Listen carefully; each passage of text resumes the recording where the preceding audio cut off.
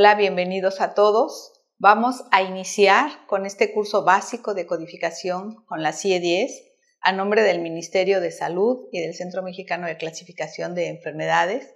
Les damos la más cordial bienvenida.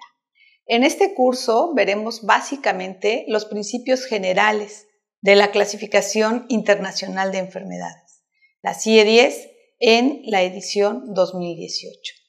¿Qué temas vamos a abordar? Bueno, primero que nada, el concepto de clasificación de enfermedades, cuál es el propósito, qué utilidad tiene la CIE, qué recomienda la Organización Mundial de la Salud, cuál ha sido el impacto de la CIE, los antecedentes históricos de la Clasificación Internacional de Enfermedades, las diferentes revisiones de la CIE, la estructura básica, los volúmenes que la componen y la estructura del volumen 1 en cuanto a lo que son capítulos, grupos de categorías, categorías y subcategorías. Esto veremos en esta clase. Como parte de los objetivos, tenemos que al término de esta lección, el alumno estará en condición, primero, de definir qué es una clasificación de enfermedades. Como segundo objetivo, enunciar su propósito y aplicabilidad.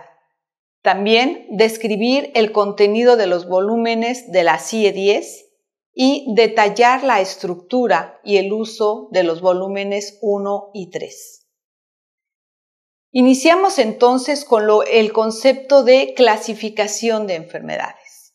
De acuerdo a la CIE, una clasificación de enfermedades se puede definir como un sistema de categorías a las cuales se asignan entidades morbosas de acuerdo con criterios establecidos. Vemos entonces acá en la pantalla que este sistema de categorías inicia con A00 y termina con Z99, es decir, es un sistema alfanumérico con todo el abecedario. Cada una de estas categorías, como se menciona en la definición, tiene asignada una entidad morbosa de acuerdo a criterios de clasificación. ¿Cuál es el propósito de la clasificación? Bueno, primero, permitir el registro sistemático, el análisis, la interpretación y la comparación de los datos de la mortalidad y de la morbilidad en diferentes países, áreas y épocas. ¿Qué nos permite la Clasificación Internacional de Enfermedades? Dentro de varios elementos está identificar los principales problemas de salud, establecer políticas, programas y acciones encaminados a su atención, contar con estadísticas de calidad. Además, posibilita la adecuada toma de decisiones para la atención de los problemas de salud de una región. ¿Qué utilidad tiene la Clasificación Internacional de Enfermedades? Bueno, en primer lugar, mediante la CIE es posible codificar y clasificar enfermedades y problemas relacionados con la salud, tales como diagnósticos, es decir, todas las veces que los pacientes acuden a los servicios de salud y donde el médico establece un determinado diagnóstico, todo esto se puede codificar con la CIE 10. También permite clasificar las razones para la admisión. Dentro de ellas podemos tener tanto afecciones, traumatismos, pero también otras razones donde las personas no necesariamente están enfermas y acuden a los servicios de salud, bien sea para un certificado de salud o para alguna constancia, para entrar a trabajar, a la escuela, etc. También motivos de consulta, incluso aquellos accesos a los servicios para vacunación y demás. Afecciones tratadas también se pueden codificar y clasificar con la CIE. Estas afecciones, un ejemplo sería todos aquellos neoplasias malignas, las cuales tienen que ser atendidas con quimioterapia y donde el paciente acude un número de veces para su atención. También los casos de diálisis renal, donde el paciente acude varias veces para su atención, es un ejemplo de afecciones tratadas. Y las causas de defunción. No olvidemos que la CIE-10 inicia con la clasificación de causas de defunción. También la CIE nos permite convertir todos los términos diagnósticos de palabras, las palabras que el médico escribe, en códigos alfanuméricos. Esto permite su fácil almacenamiento y su posterior recuperación para el análisis de la información. Vemos aquí en la pantalla que un mismo diagnóstico en diferentes idiomas, como es desnutrición, lo tenemos en inglés, en francés, en serbio incluso, todos ellos se codifican en E46 como categoría y en la parte inferior E46.x como subcategoría. Más adelante veremos cómo se asignan los códigos. Pero todo este lenguaje de diferentes idiomas se estandariza mediante la CIE-10 en un código único universal. También, como parte de la utilidad de la CIE-10, tenemos que permite realizar análisis de la situación de la salud de los diferentes grupos de población. Aunado a ello, hace posible conocer la incidencia y la prevalencia de las enfermedades. Esto ayuda en la toma de decisiones. ¿Qué recomienda la Organización Mundial de la Salud?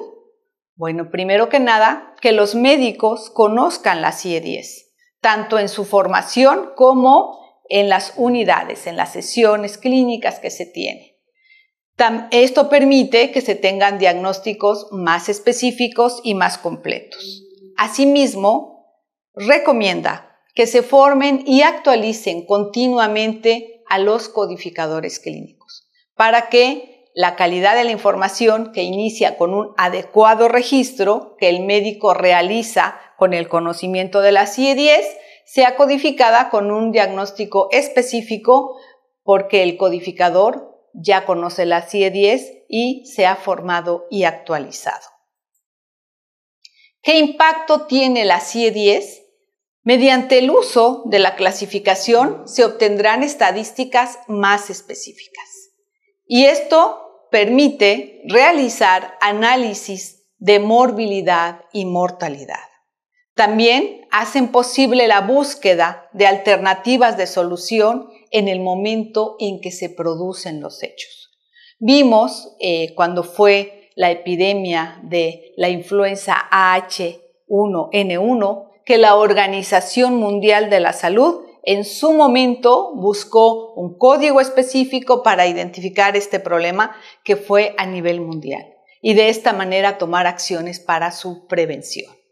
Permite asimismo que la Organización Mundial de la Salud obtenga estadísticas uniformes de morbimortalidad. Esto permite la comparación entre los diferentes países. Y finalmente es un apoyo en la toma de decisiones. La CIE es una clasificación que permite clasificar, como su nombre lo dice, todos los aspectos de morbilidad y mortalidad. Sin embargo, existen otras áreas de salud que es necesario conocer. Por ejemplo, todo lo relacionado con tratamientos, todo lo relacionado además con lo que es el funcionamiento y la discapacidad, que son temas que la CIE no aborda. Sería complicado que la CIE abordara todos estos temas. Por ello, la Organización Mundial de la Salud, a través de la Clasificación Internacional de Enfermedades, ofrece toda una familia de clasificaciones internacionales en salud.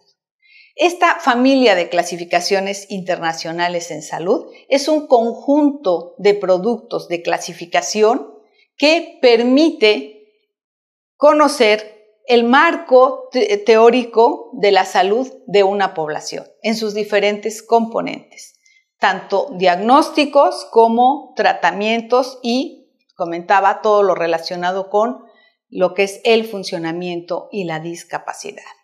De tal manera que esta familia de clasificaciones está conformada, como ustedes ven en la diapositiva, en tres grandes partes. En la parte central están las clasificaciones de referencia. Estas clasificaciones de referencia están conformadas por la Clasificación Internacional de Enfermedades, la CIE, la Clasificación Internacional del Funcionamiento de la Discapacidad y de la Salud, que es la CIF, y la Clasificación Internacional de Intervenciones en Salud, que está en preparativos en la Organización Mundial de la Salud. Con estas tres clasificaciones se tiene completo todo lo que es el estado de salud de una población.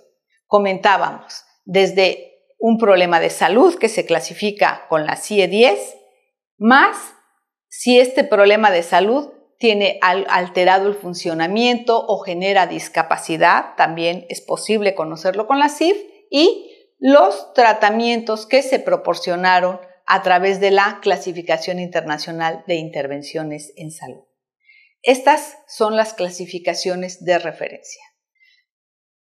Del lado derecho están las clasificaciones derivadas. Estas clasificaciones, como su nombre lo comenta, se derivan directamente de las clasificaciones de referencia, o sea, parten de un código de la CIE-10 al cual se le agregan otros caracteres numéricos más subcategorías que permiten dar mayor especificidad de acuerdo a la especialidad.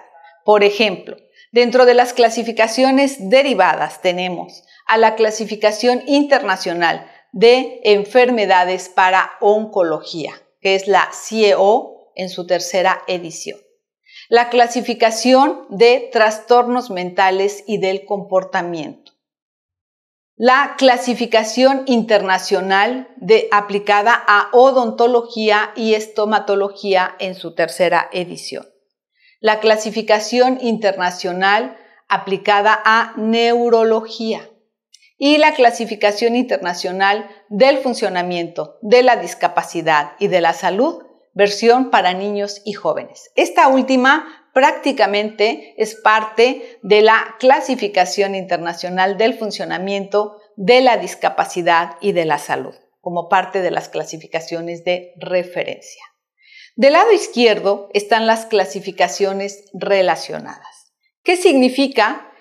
Que no parten directamente de una categoría de la CIE-10, pero se relacionan o de la CIF o de la Clasificación Internacional de Intervenciones en Salud. O sea, en algún momento se unen con las clasificaciones de referencia, pero no parten de un código propio de una clasificación de referencia como son las clasificaciones derivadas.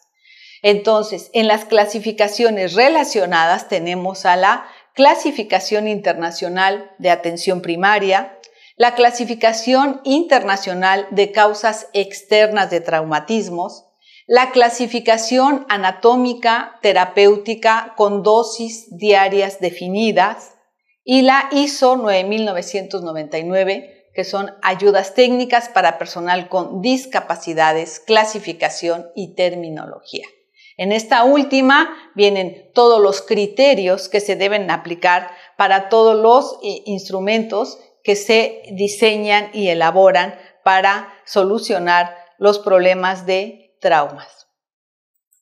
Bien, vamos a hablar de los antecedentes históricos del desarrollo de la CIE-10. Y dentro de diferentes personajes, todos muy famosos, tenemos a Francois Bossier de la Croix, que él vivió de 1706 a 1777, más conocido como Sauvage. Él preparó el primer ensayo de clasificación sistemática de enfermedades, denominado Nosología metódica. También Linneo, en 1707 a 1778, que es el periodo que vivió, generó un documento llamado Genera Morborum. En ese mismo periodo, William Cullen, de 1710 a 1790, también hizo un documento denominado Sinopsis Nosológica Metódica. Por otro lado, John Graunt, en su interés de conocer la proporción de niños que nacían vivos y morían antes de los 6 años, generó unas tablas de mortalidad en Londres. Por otro lado, William Farr, mucho más adelante, de entre 1807, que vivió, hasta 1883, empezó a buscar la manera de generar una lista para clasificar las enfermedades. Él incluyó en esas listas, porque se basó en las anteriores, todos los avances de la ciencia médica hasta el momento, y además su interés era que se usara y se aplicaran de manera uniforme, desde un punto de vista internacional, para que pudiese haber comparabilidad con otros países. William Farr describe los principios que deben regir en una clasificación estadística de enfermedades. De las clasificaciones que él revisó, o de las listas, porque no era una clasificación propiamente, pero sí eran listas, él encontró algunos detalles que se tenían que mejorar. Por ejemplo, una nomenclatura estadística uniforme, que era necesaria. También el hecho de que una enfermedad o sus sinónimos tuvieran un solo código y no varios códigos. Asimismo, evitar nombres vagos en la descripción de los diagnósticos, porque esto generaba confusiones, y consideraba que no se habían descrito o no se registraban las afecciones primarias, sino que nada más se registraban las complicaciones y que era necesario clasificar las afecciones primarias. En 1853, William Farr y Mark Despin son convocados por la Asamblea Mundial de la Salud para elaborar una clasificación uniforme de causas de defunción aplicable a nivel internacional. Vemos entonces que ya se habla de clasificación y no solo de listas, se va pensando en una clasificación. En 1858, Farr y Despin presentan los resultados de su trabajo conjunto, pero presentan dos listas separadas, basadas en principios totalmente diferentes. Lo que genera o presenta Despin es una clasificación basada en la naturaleza de las enfermedades. La clasificación de Farr estaba o está dividida incluso actualmente en la CIE 10, edición 2018, que es la vigente, en 5 grupos. El primero de ellos dirigido a las enfermedades epidémicas. El segundo, las enfermedades constitucionales o generales. El tercero, para las enfermedades localizadas, clasificadas conforme al sitio anatómico.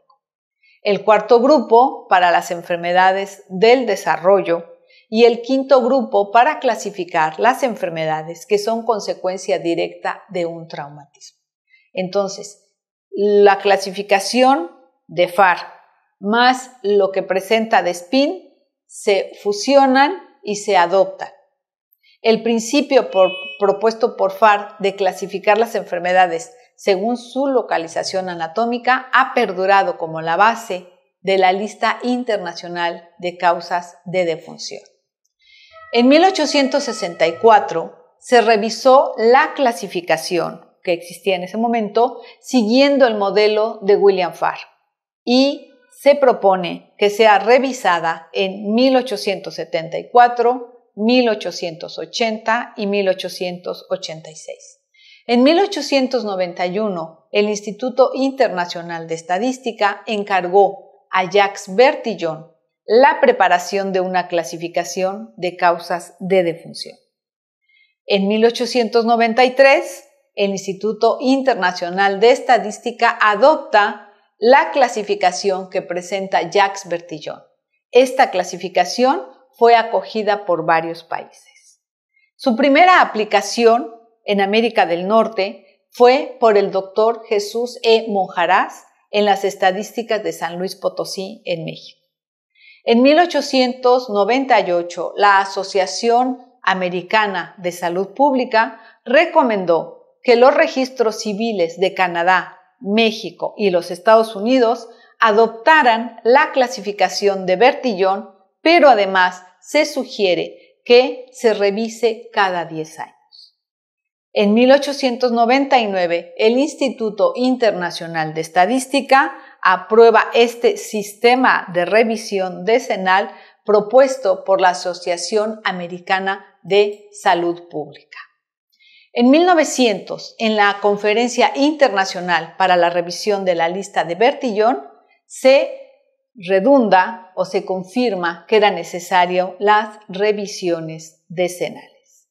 En 1993, tras la muerte de Jacques Bertillon, se le encomienda a Michael Hoover continuar. Sin embargo, debido a la complejidad que él consideraba en ese momento, solicita la colaboración de otras organizaciones internacionales en la preparación de las revisiones subsiguientes. La ampliación en las rúbricas de la lista internacional de causas de defunción se da en 1920. Es decir, para esas épocas se empieza a solicitar información que permita clasificar a la morbilidad. Para ello es necesario crear nuevos códigos que permita identificar las enfermedades y no solo las causas de muerte. Es hasta 1948, en el seno de la Conferencia Internacional para la Sexta Revisión, donde se aprueba una lista completa para la codificación de información relacionada con mortalidad y con morbilidad, así como las reglas internacionales para la selección de la causa básica de defunción. Respecto al número de revisiones de la CIE-10, tenemos que, de acuerdo a lo que se comentó que era importante que cada 10 años se revisara, bueno, pues la primera revisión, ya como clasificación, fue en el año 1900, los años en uso fueron de 1900 a 1909, el número de enfermedades que contenía esa clasificación o de categorías que permitía clasificar las enfermedades era de 157 con 22 causas externas. No hay códigos para motivos de asistencia de salud, es decir, para clasificar morbilidad, y el número de categorías era de 179.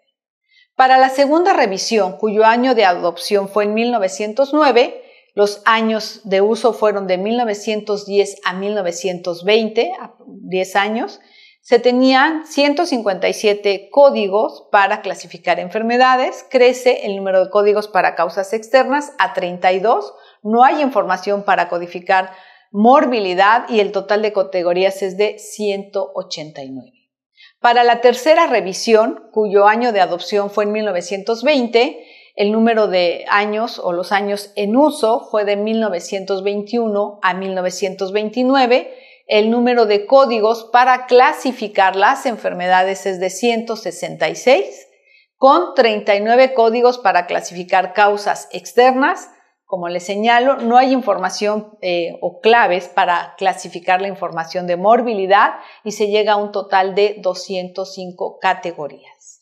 En el caso de la cuarta revisión, que se adopta en 1929 y que está vigente de 1930 a 1938, el número de categorías para enfermedades baja un poquito a 164, aún baja también el número de códigos para causas externas, no hay información o no hay códigos para información de morbilidad y el número de categorías de la clasificación era de 200.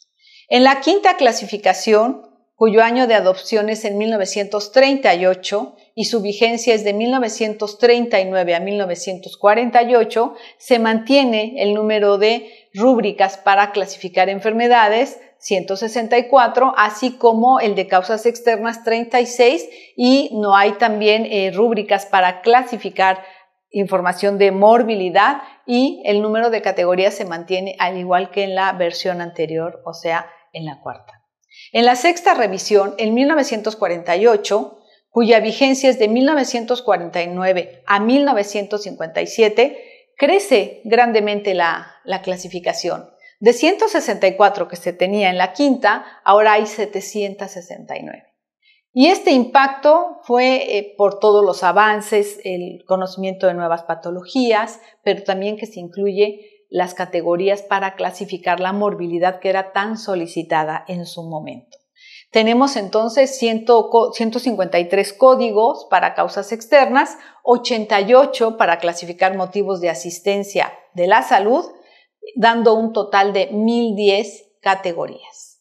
La séptima revisión, cuyo año de adopción es en 1955, está vigente de 1958 a 1967, con un total de 800 categorías para clasificar enfermedades. Se mantiene el número de categorías para causas externas, el número de motivos o de códigos para motivos de asistencia a la salud se mantiene en 88 y las categorías crecen a 1041. La octava revisión, que se adopta en 1965, los años de vigencia son de 1968 a 1978, el número de códigos para clasificar enfermedades crece a 858, el número de códigos para causas externas también aumenta a 182, se mantiene baja más bien el número de motivos o de códigos para motivos de asistencia de la salud a 48 y el total de categorías de la clasificación es de 1088. En la novena revisión, que se adopta en 1975, vemos que el número de años en uso, a diferencia de las anteriores, ya no es entre 9 y 10, casi llega a 20 años, de 1979 a 1997. El número de rúbricas para clasificar enfermedades es de 909, el número de rúbricas para clasificar causas externas es de 182, el número de rúbricas para clasificar motivos de asistencia de salud es de 77 y las categorías se van a 1178. ¿Por qué se mantiene tanto tiempo en la novena revisión? Porque estaba en preparativos la décima revisión. Y en ese momento hay un giro bastante grande. Todas las clasificaciones desde la primera hasta la novena revisión han sido numéricas. Sin embargo, para la décima revisión, dado que no alcanzaban los números para poder asignar códigos a las diferentes patologías hasta ese momento, se requiere ampliarlo, por lo que se adoptan letras y entonces esta clasificación es alfanumérica. Y en tanto se prepara y se discute con los diferentes países, la novena seguía vigente. Entonces la décima revisión se adopta en 1989. Los años en uso, bueno, desde 1998 en otros países, desde 1993, pero bueno, en los países de América Latina, desde 1998 hasta la fecha. Se tiene 1.575 categorías para clasificar enfermedades, 373 para causas externas, con 82 rúbricas para clasificar motivos de asistencia de la salud, dando un total de 2.054. Esto hasta las actualizaciones de 2015. Entonces, es una clasificación mucho más amplia. Y bueno, debemos pensar que estas categorías, más adelante lo vemos en el curso, están divididas en subcategorías. Por lo tanto, la clasificación crece mucho más.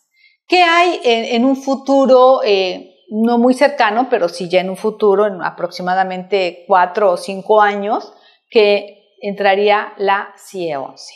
Esta clasificación todavía está en proceso de desarrollo, pruebas piloto, traducciones a diferentes idiomas. En México hemos hecho 3 pruebas piloto, al menos de los países de América. El proyecto se hizo disponible en julio de 2011 para la primera consulta y comentarios. Estuvo disponible al público. ¿Qué características tiene a diferencia de las anteriores? Bueno, que se va a basar en un sistema completamente electrónico, los códigos son mucho más amplios, con un poco de más especificidad incluso para codificar o clasificar algunas lateralidades o partes que no se clasifican todavía con la CIE 10.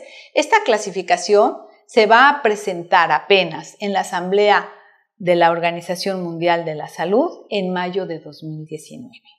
Para su progresiva adopción por los Estados miembros. Es decir, la CIE 11 todavía no existe oficialmente, se está terminando de trabajar. Esta se tiene planeado que va a entrar en vigor el 1 de enero de 2022. Así que en lo que los países la adoptan preparan sus sistemas para que puedan ser compatibles el número y la forma y la longitud de los códigos, más los formatos para que se pueda codificar si es de alguna manera manual, más la capacitación. Bueno, estaremos pensando que entre 2022 o 2023 los países de América Latina, a utilizar la CIE 11. ¿Qué quiere decir? Que tenemos un buen rato con la CIE 10. Por eso es importante que nos capacitemos y que estemos al día con las últimas actualizaciones de la CIE 10 para que la información que se codifica, pues se codifique con la calidad necesaria y pueda ser un apoyo para las personas que toman decisiones en las acciones de salud. Con esto concluimos esta clase. Les recomiendo que abran su volumen 2 de la CIE 10, que es el manual de instrucciones. Ahí viene toda esta información, un poco más amplia, que la lean y que vayan viendo qué es una clasificación, qué utilidad tiene, cuál es el propósito, como lo vimos, y la historia de la CIE 10 desde las diferentes revisiones hasta llegar a la CIE 10. Gracias.